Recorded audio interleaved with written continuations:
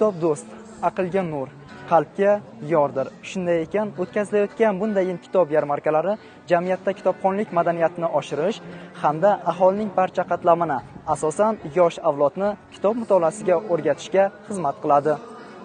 Yoshlar va keng jamoatchilikni kitobga oshno qilish, kitobxonlikni hayot tarziga aylantirish maqsadida Samarqand tumanining Nodir Devonbegi madrasasida madaniy-ma'rifiy tadbir bo'lib o'tdi.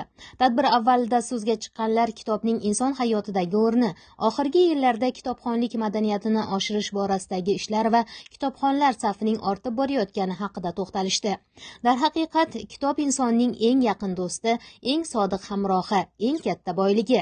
Kitob o'qigan inson hech qachon yo'ldan adashmaydi. Qalbi doimo yorug', kelajagi esa porloq bo'ladi. Bugungi tadbirimiz ham ma'naviyatga sayohat deb nomlanadi. Albatta, bu tadbirdan ham ko'zlangan asosiy maqsad oilalar o'rtasida kitobxonlikni keng targ'ib qilish, farzandlarni kitob o'qishga targ'ib qilishga qaratilgan asosiy tadbirlardan biri. Tuman hokimligi tomonidan siz kitob o'qiyapsizmi, farzandingizchi degan, biz esa kitob o'qiyapmiz, farzandimiz ham, hatto nabiramiz ham o'qiyapti degan chaqiriqlar bo'ldi. Shu bilan birgalikda mana tumanimizda juda ham ko'p tadbirkorlar bor, taniqli, ko'zga ko'ringan tadbirkorlar. Tadbirkorlarga murojaat qilindi.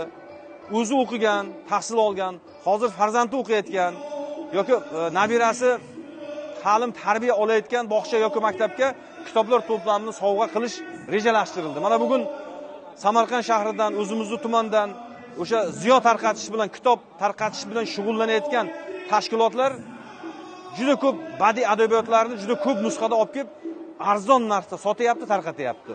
Bu albatta o'zini samarasini beradi. Tadbirda yoshi ulug' nuroniylar, bilimga chanqoq yoshlar, fidoyi o'qituvchi va o'quvchilar, shuningdek tadbirkorlar ham ishtirok etdi. Tadbir davomida ishtirokchilar o'ziga manzur asarni tanlab sotib oldi. Bu esa kitobxonlik madaniyati tobora keng quloch yoyayotganidan, odamlarning ma'naviy hayotida yangi sahifa ochilayotganidan dalolat berdi. Kitob do'konlari oldidagi qiziqish, yoshlarning kitob varaqlab turishi, ustozlarning o'quvchilarga tavsiya berishi, bularning barchasi kitobning asl qadriyat ekanini yana bir bor isbotladi. Xo'jaaqroli Vali mahallasida joylashgan Nodir Devonbegi madrasasida kitob yarmarkasi bo'lib o'tmoqda. Bu kitob yarmarkani bo'lib o'tishidan asosiy maqsad shuki, xalqimizda bilamiz, ko'p o'qigan ko'p biladi degan naql bor. Kitob eng qimmatbaho boylik. U moddiyat va ma'naviyatning uyg'unligini ta'minlab beruvchi, jamiyatni rivojlantirishga asosiy kuchdir. Aslida insoniyatning buyuk kayfiyati ham kitob bo'lgan tarix, kitob ma'naviy ozuqa ekan. Kitobxonlik madaniyatni oshirish, jamiyatda ma'naviy kuchni shakllantirishni lozimligini davrning o'zi ko'rsatib turibdi.